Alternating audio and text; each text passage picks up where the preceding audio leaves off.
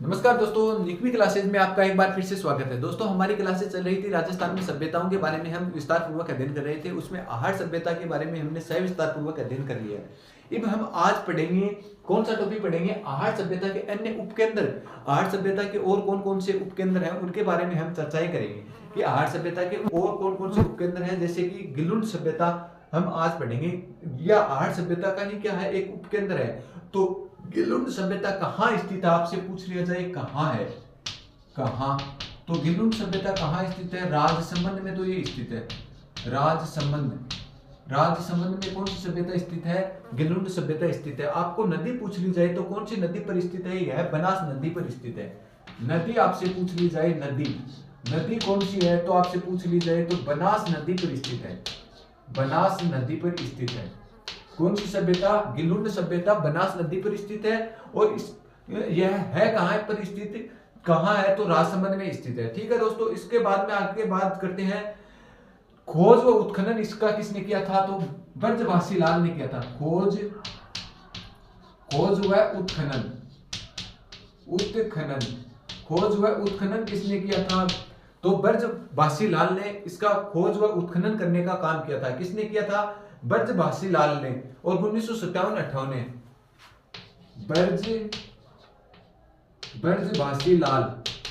ब्रजभाषी लाल 1957-58 में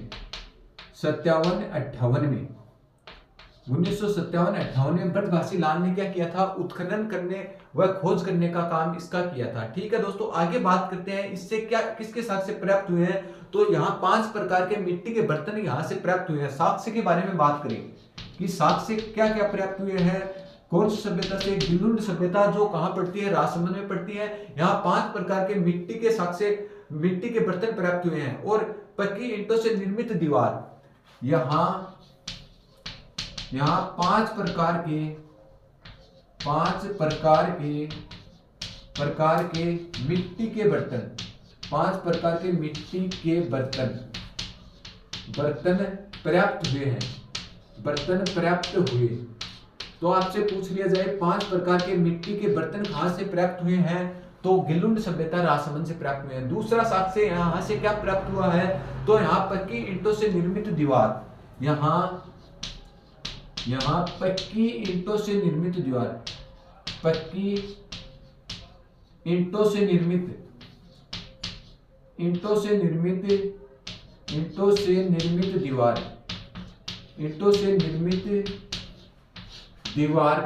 दीवार प्राप्त हुई है। दीवार मिली। यहाँ ईंटों से निर्मित दीवार मिली है। यहाँ पक्की ईंटों से निर्मित क्या मिली है? दीवार मिली है। ये थी आपकी गिलुंड सभ्यता राजसमंद में। और किस सभ्यता की उपकेंद्र की है, किस उपकेंद्र की यह सभ्यता है? तो आहार सभ्यता के अन्य जो केंद्र है उसमें गिलुंड सभ्यता आती है। ठीक है दोस्तों, आगे बात करते हैं कौन सी सभ्यता? बालाथल सभ्यता। दूसरी सभ्यता की बात करें, दूसरा उपकेंद्र कौन सा है? बालाथल सभ्यता। बालाथल सभ्यता के बारे में बात करें तो बालाथल सभ्यता है कहां पर है? आपसे पूछ लिया जाए कहां है, तो बालाथल सभ्यता कहां पर है? उदयपुर में स्थित है। कौन सी सभ्यता? बालाथल सभ्यता। और बालाथल सभ्यता कहां स्थित है? तो उदयपुर में स्थित है। और वल्लभनगर, आपसे स्थान पूछ लिया जाए, वल्लभनगर, ये वही वल्लभनगर है जहां भैंस अनुसंधान केंद्र स्थित है। वल्लभनगर में, वही वल्लभनगर केंद्र में बालाथल सभ्यता स्थित है। और ये कहां पड़ती है? उदयपुर में पड़ती है। ठीक है दोस्तों, आगे बात करते हैं इसकी कौन सी नदी पर स्थित है। तो नदी आपसे पूछ ली जाए तो बेड़च नदी के ऊपर स्थित है। नदी आपसे पूछ ली जाए, नदी बेड़च नदी के किनारे पर ये स्थित है। बेड़च नदी के किनारे पर स्थित है। ठीक है दोस्तों, आगे बात करते हैं कि इसका उत्खनन करने का काम या खोज करने का काम किसने किया था? तो वी.एन. मिस्र ने। उत्खनन व खोज,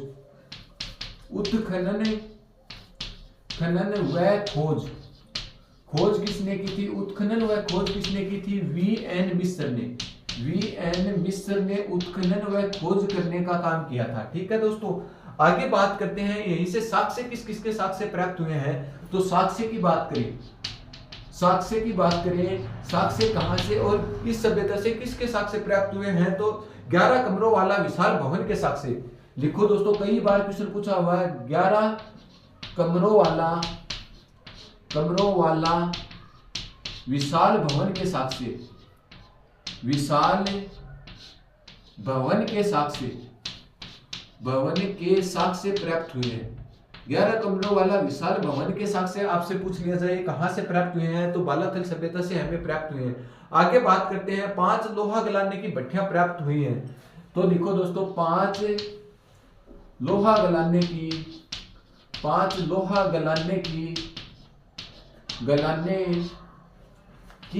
प्राप्त हुई हैं, की भट्टियां प्राप्त हुई है। तो 5 लोहा गलाने की भट्टियां कहां से प्राप्त हुई हैं, तो बालाथल सभ्यता से हमें प्राप्त हुई हैं। आगे बात करते हैं, हाथ से बना हुआ सूती कपड़े का साक्ष्य कहां से बना, हाथ से बना हुआ सूती कपड़े का साक्ष्य प्राप्त हुआ है। हाथ से बना हुआ सूती कपड़े का साक्ष्य, सूती कपड़े का साक्ष्य प्राप्त हुआ है। तो आपसे पूछ लिया जाए, हाथ से बने हुए सूती कपड़े का साक्ष्य कहां से प्राप्त हुआ है, तो बालाथल सभ्यता से हमें प्राप्त हुआ है। ठीक है दोस्तों, ये थी आपकी कौन सी सभ्यता, बालाथल सभ्यता। हमने अभी कौन कौन सी सभ्यताएं पढ़ी हैं, आहड़ के उपकेंद्र पढ़ रहे हैं। आहड़ के उपकेंद्रों में हमने पढ़ी है कौन सी सभ्यता, गिलुंड सभ्यता। गिलुंड सभ्यता कहाँ स्थित है, तो राजसमंद में स्थित है। और कौन सी नदी के किनारे पर आपसे पूछ लिया जाए, तो बनास नदी के किनारे पर स्थित है। इसका उत्खनन व खोज करने का काम किसने किया था, ब्रजवासी लाल ने किया था 1957-58 में। किस सभ्यता का, गिलुंड सभ्यता का। यहाँ से 2 प्रकार के साक्ष्य प्राप्त हुए। एक तो 5 प्रकार के मिट्टी के बर्तन हमें कहां से प्राप्त हुए हैं, तो गिलुंड सभ्यता से 5 प्रकार के मिट्टी के बर्तन हमें प्राप्त हुए हैं। और यहां से पकी हुई ईंटों से निर्मित दीवार के साक्ष्य कहां से प्राप्त हुए हैं, हमें कहां मिले हैं पकी हुई ईंटों से निर्मित दीवार, तो गिलुंड सभ्यता से हमें प्राप्त हुई है। आगे बात करते हैं बालाथल सभ्यता। बालाथल सभ्यता कहां स्थित है, तो वल्लभ नगर उदयपुर में बालाथल सभ्यता स्थित है। कहां, वल्लभ नगर उदयपुर में बालाथल सभ्यता स्थित है। और कौन सी नदी आपसे पूछ ली जाए, तो बेड़च नदी के किनारे पर यह सभ्यता स्थित है। कौन सी नदी पर, बेड़च नदी पर।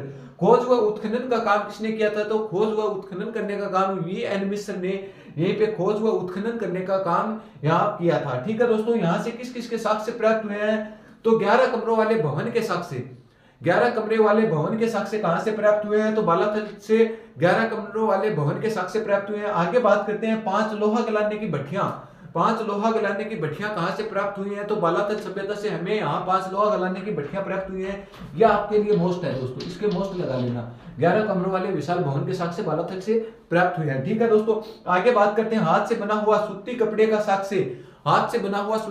साक्ष्य कहां से प्राप्त हुआ है। अभी वर्तमान में ग्राम सेवक की जो मेन एग्जाम हुई थी उसमें आया था कि हाथ से बना हुआ सूती कपड़े के साक्ष्य, यही पूछा हुआ क्वेश्चन था कि सूती कपड़े के साक्ष्य कहां से प्राप्त हुए हैं, तो बालाथल सभ्यता से हमें प्राप्त हुए हैं। ठीक है दोस्तों, एक बार आप इसका स्क्रीनशॉट ले, फिर हम और बची हुई इसके अन्य उपकेंद्रों के बारे में भी चर्चा करते हैं। दोस्तों आगे और आहड़ सभ्यता के अन्य उपकेंद्रों के बारे में बात करें तो ओजियाना स्थल, हमने 2 स्थल पढ़ लिए हैं। कौन कौन से स्थल हमने आहड़ सभ्यता के अन्य उपकेंद्र पढ़े हैं, एक तो बालाथल पढ़ा है और एक गिलुंड सभ्यता पढ़ा है। अब तीसरा अन्य उपकेंद्र आहड़ सभ्यता का कौन सा है, ओजियाना। ओजियाना है कहां पर स्थित आपसे पूछ लिया जाए, तो ओजियाना बदनौर कहां पड़ता है, वर्तमान में ब्यावर में पड़ता है। बदनौर और बदनौर कहां पड़ता है, ब्यावर में पड़ता है। बदनौर ब्यावर में। ये पहले बदनौर कहां था, भीलवाड़ा में था। ओजियाना स्थल कहां पड़ता था, बदनौर भीलवाड़ा में पड़ता था। वर्तमान में बदनौर ब्यावर के अंतर्गत है। ठीक है दोस्तों, आगे बात करते हैं इसका उत्खनन व खोज व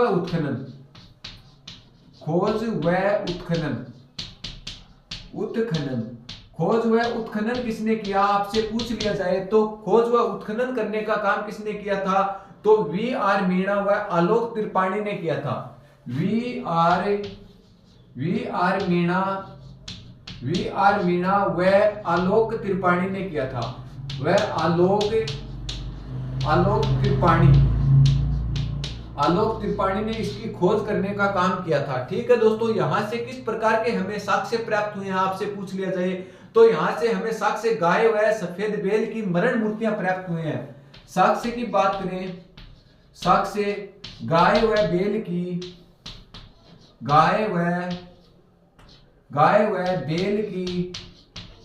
बैल की मरण मूर्तियां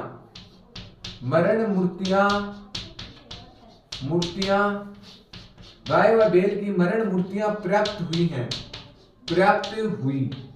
गाय व बैल की मरण मूर्तियां कहां से प्राप्त हुई हैं, हमें पूछ लिया जाए तो ओजियाना स्थल बदनौर ब्यावर से हमें प्राप्त हुई हैं। ठीक है दोस्तों। और आहार सभ्यता के अन्य उपकेंद्र की बात करें तो और कौन सा है, तो लाछुरा स्थल कहां पड़ता है, भीलवाड़ा में। तीसरा, फिर चौथा स्थल कौन सा है, लाछुरा स्थल कहां पड़ता है, आपसे सीधा एक क्वेश्चन पूछा जाएगा, लाछुरा स्थल कहां पड़ता है, भीलवाड़ा में। और ये किसके उपकेंद्र हैं, तो आहार सभ्यता के अन्य उपकेंद्र हैं। और आगे हम पांचवा उपकेंद्र की बात करें तो आहार सभ्यता का पांचवा अन्य उपकेंद्र कौन सा है, तो आहार सभ्यता का पांचवा अन्य उपकरण है धौला मगरा कहां पर है, उदयपुर में। पांचवा कौन सा है, धौला मगरा उपकेंद्र।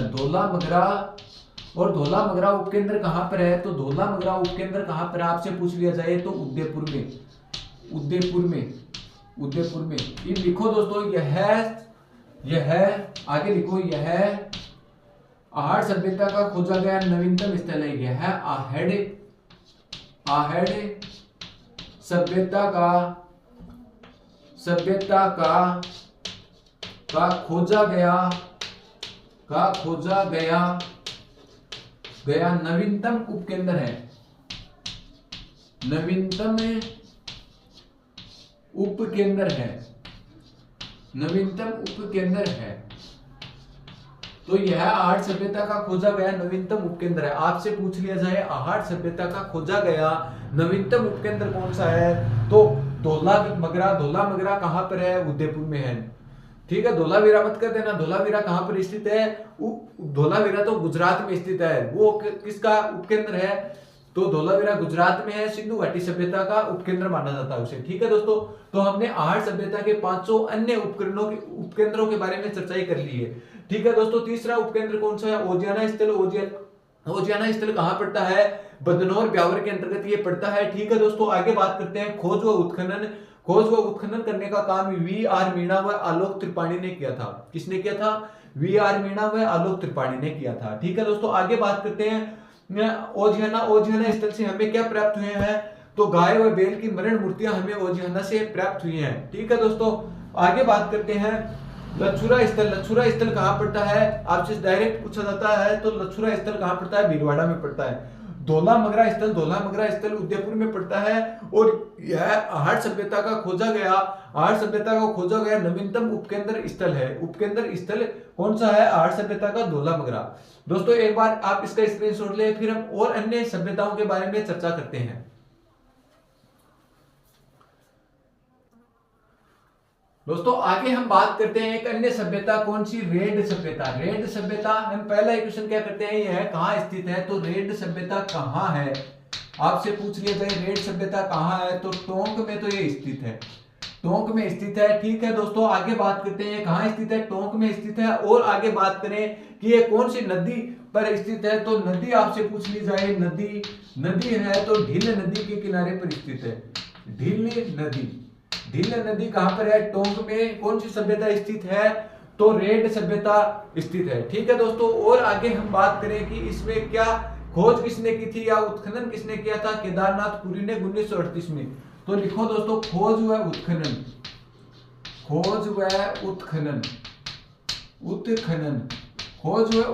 किसने किया, तो केदारनाथ पुरी ने किया था। किसने किया था, केदारनाथ पुरी ने कब किया था, केदारनाथ पुरी ने 1938 में इसकी खोज का काम किया था। कौन सी सभ्यता, रेड सभ्यता की खोज का काम किया था। और यहीं से क्या प्राप्त हुए हैं, साक्ष्य की बारे में बात करते हैं। तो साक्ष्य यहां से क्या प्राप्त हुए हैं, उनके बारे में हम चर्चा करते हैं। तो यहां से क्या साक्ष्य प्राप्त हुए, 3075 चांदी के सिक्के प्राप्त हुए हैं। तो यहां से 3000, पहला साक्ष्य लिखो, यहां से 3075 चांदी के सिक्के प्राप्त हुए हैं। सिक्के प्राप्त हुए हैं, प्राप्त हुए हैं।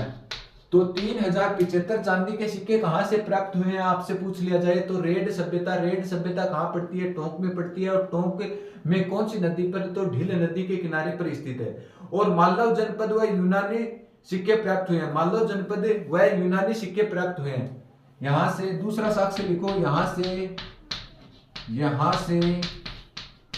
से मालव जनपद वह यूनानी सिक्के प्राप्त हुए हैं, वह यूनानी सिक्के प्राप्त हुए हैं, यूनानी सिक्के प्राप्त हुए हैं, प्राप्त हुए हैं। तो आपसे पूछ लिया जाए यूनानी सिक्के वह मालव जनपद व यूनानी सिक्के कहां से प्राप्त हुए हैं? तो रेड सभ्यता से हमें प्राप्त हुए हैं। ठीक है दोस्तों, आगे बात करते हैं। इसे भारत का टाटा नगर भी कहा जाता है और यहां से विशाल लोहे की सामग्री भी प्राप्त हुई है। तो लिखो दोस्तों 3 नंबर पे, यहां से विशाल लोहे की सामग्री प्राप्त हुई है, विशाल लोहे की सामग्री प्राप्त हुई है, सामग्री प्राप्त हुई है। तो ये किस प्रकार की सभ्यता है? लोहा युगीन प्रकार की क्या है? ये सभ्यता है। इसे भारत का टाटा नगर भी कहा जाता है। ये कई बार क्वेश्चन पूछा हुआ क्वेश्चन है कि भारत का टाटा नगर किसे कहा जाता है? इसे भारत का टाटा नगर भी कहा जाता है, क्योंकि 3075 सिक्के चांदी के सिक्के कहां से प्राप्त हुए हैं? रेड टोंक से प्राप्त हुए। इसी कारण इसे भारत का टाटा नगर कहा जाता है। इसे भारत का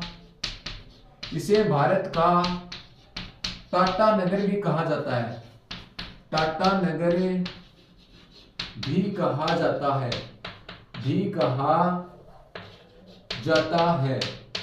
कहा जाता है। तो भारत का टाटा नगर आपसे पूछ लिया जाए किसे कहा जाता है? तो रेड सभ्यता को भारत का टाटा नगर कहा जाता है। ठीक है दोस्तों, ये थी आपकी रेड सभ्यता। एक बार हम इसका फिर से रिवीजन करते हैं। रेड सभ्यता क्या है और ये कहां से हमें इसके क्या क्या साक्ष्य प्राप्त हुए हैं, इसके बारे में हम चर्चा ही करेंगे। ठीक है दोस्तों, तो चर्चा करते हैं कि रेड सभ्यता टोंक में स्थित है और कौन सी नदी पर है? नदी आपसे पूछ लिया जाए, कई बार क्वेश्चन पूछा हुआ है, ढील नदी पर स्थित है। इसका उत्खनन व खोज करने का काम किसने करवाया था? तो केदारनाथपुरी एक विद्वान हुआ करते थे या खोज करता थे। कौन थे? केदारनाथपुरी। और कब? 1938 में। ठीक है दोस्तों, आगे बात करते हैं कि रेड सभ्यता टोंक से हमें कौन कौन से साक्ष्य प्राप्त हुए हैं उनके बारे में चर्चा करें। तो यहां से 3075 चांदी के सिक्के हमें प्राप्त हुए हैं। तो आपसे पूछ लिया जाए 3075 चांदी के सिक्के किस सभ्यता से प्राप्त हुए हैं? तो रेड टोंक सभ्यता से हमें प्राप्त हुए हैं। रेड टोंक और ढील नदी के किनारे पर स्थित है।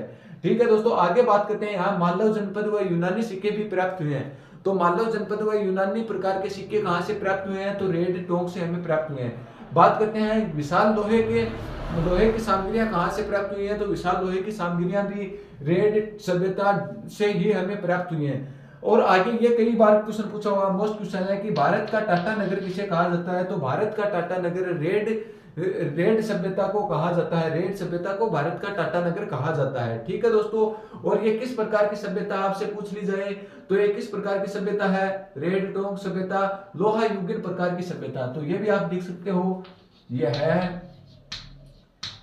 लोहा युगीन सभ्यता है, लोहा युगीन